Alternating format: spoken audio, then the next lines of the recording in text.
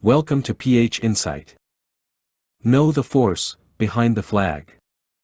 Whether it's warships, fighter jets, or the next big defense move, if it matters to Philippine security, it's here. The Philippines is considering a significant step in its ongoing military modernization, with Manila reportedly exploring the acquisition of India's next-generation Pralay tactical ballistic missile.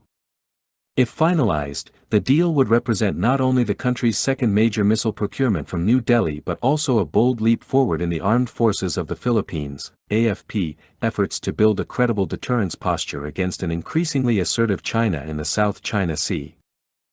The potential purchase of the Pralay system comes after Manila's landmark $375 million contract in 2022 for the BrahMos supersonic cruise missile, a decision that marked India's debut as a missile exporter in Southeast Asia.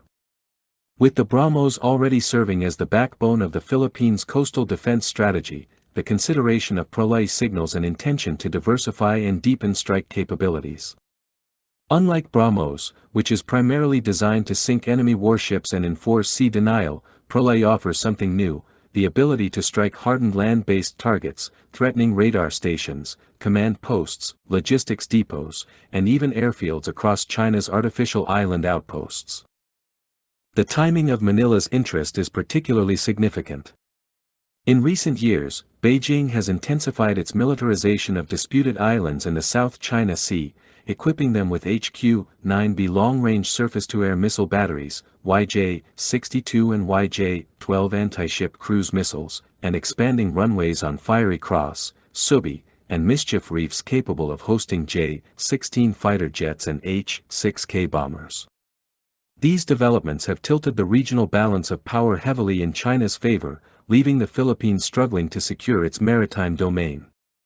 For Manila, Pralay represents more than just a new weapon. It is a potential game-changer that could provide a credible asymmetric counterweight to China's vast military advantage. Pralay is not just another ballistic missile. Developed by India's Defence Research and Development Organization, DRDO, it embodies New Delhi's evolving doctrine of tactical precision strikes. The system is road-mobile, canisterized, and designed for rapid deployment, capable of launching within minutes from a high-mobility 12x12 truck platform. Its export version is capped at a range of 290 kilometers in compliance with the Missile Technology Control Regime, but that is more than sufficient to hold at risk Chinese installations in the Spratlys and even parts of the Paracel Islands.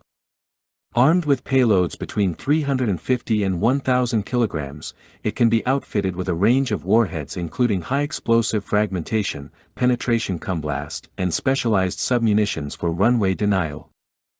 What makes Pralay particularly dangerous is its ability to evade interception.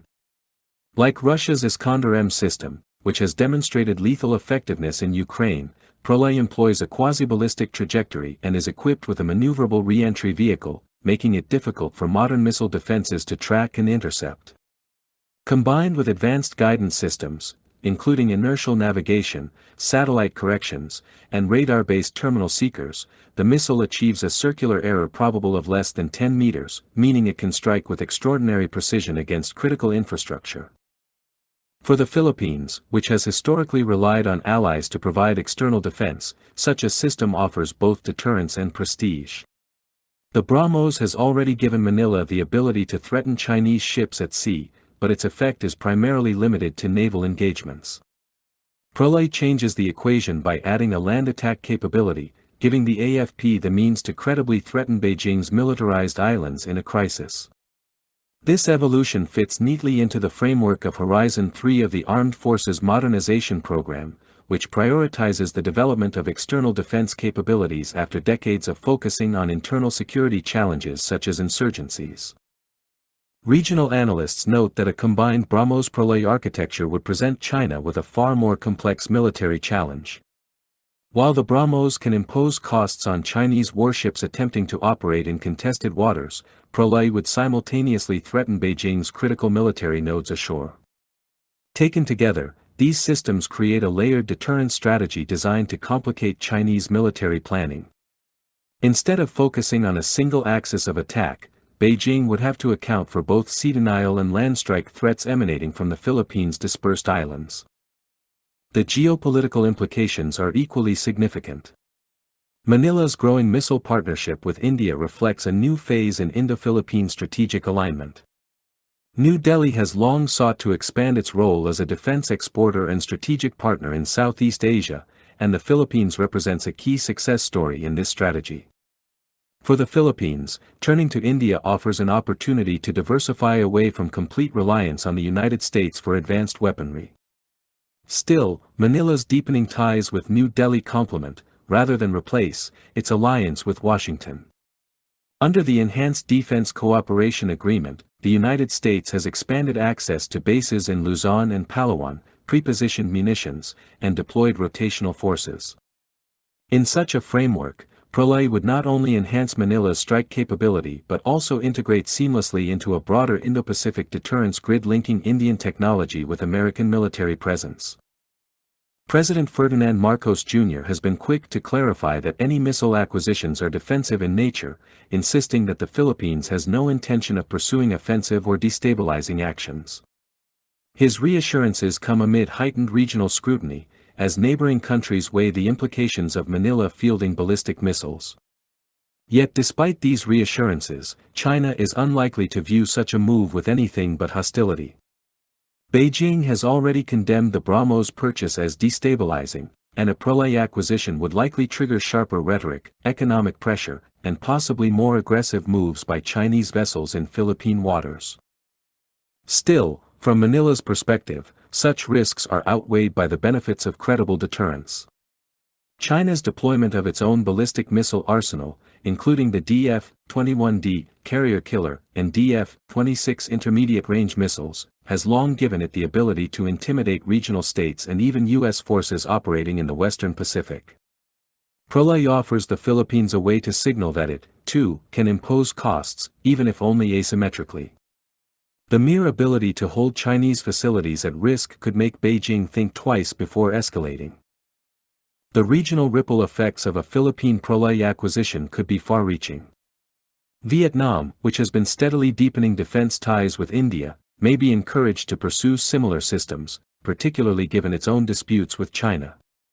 Indonesia and Malaysia, though traditionally more cautious in their procurement strategies, may also take note of the strategic advantages offered by road-mobile ballistic systems. Even Japan and Australia, both of which are developing their own counter-strike capabilities, could view a Pralay-armed Philippines as a valuable partner in the collective effort to deter Chinese adventurism. Of course, challenges remain.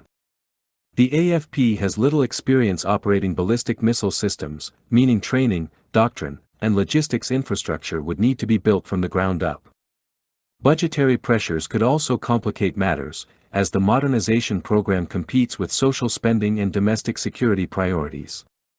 Moreover, any Philippine ballistic missile acquisition is likely to be modest in scale compared to China's vast arsenal. As such, Manila's deterrence posture will remain asymmetric, relying more on survivability, mobility, and precision than on overwhelming firepower. Nevertheless, symbolism matters. Even a limited Pralay arsenal would demonstrate that the Philippines is no longer content to remain strategically vulnerable. It would show that Manila is prepared to invest in systems capable of imposing costs on a much larger adversary. In doing so, it would elevate the country's profile as a regional security actor rather than a perpetual security dependent. India, too, stands to benefit enormously. The export of BrahMos and potentially Pralay solidifies its emergence as a global arms exporter capable of competing with Russia, China, and Western suppliers. It also enhances New Delhi's geopolitical clout in Southeast Asia, giving it leverage in shaping regional security dynamics. For India, Southeast Asia is not just a market but a theater in which it can counterbalance Chinese influence. The broader Indo-Pacific context cannot be ignored. With great power rivalry intensifying, smaller states are increasingly looking for asymmetric capabilities that allow them to avoid being overwhelmed. Pralay, in this sense, is more than a missile, it is a tool of strategic balancing. Its presence in Southeast Asia would underline the reality that the South China Sea is no longer a one-sided theater of Chinese dominance but an increasingly contested space where even smaller nations can wield credible deterrence. Ultimately, the Philippines' interest in Pralay represents both a tactical and strategic milestone. Tactically, it would provide the AFP with a precision strike capability against hardened land targets, complementing the BrahMos naval strike role. Strategically, it would signal Manila's determination to assert itself as a credible security actor, diversify its partnerships, and contribute to a more balanced regional order. Whether or not the deal is finalized, the discussion alone demonstrates how far the Philippines has come in rethinking its defense priorities. From an archipelago once consumed by internal security concerns, it is now positioning itself on the front line of great power competition in the Indo-Pacific. If the acquisition moves forward, Pralay could reshape the deterrence landscape of the South China Sea, marking a new phase in Manila's evolution from vulnerability to resilience. In that sense, the missile is not only a weapon but a statement of intent. The Philippines will no longer accept being the weakest link in the regional security chain. It intends to be ready, prepared, and capable of defending its sovereignty, even against the mightiest of adversaries.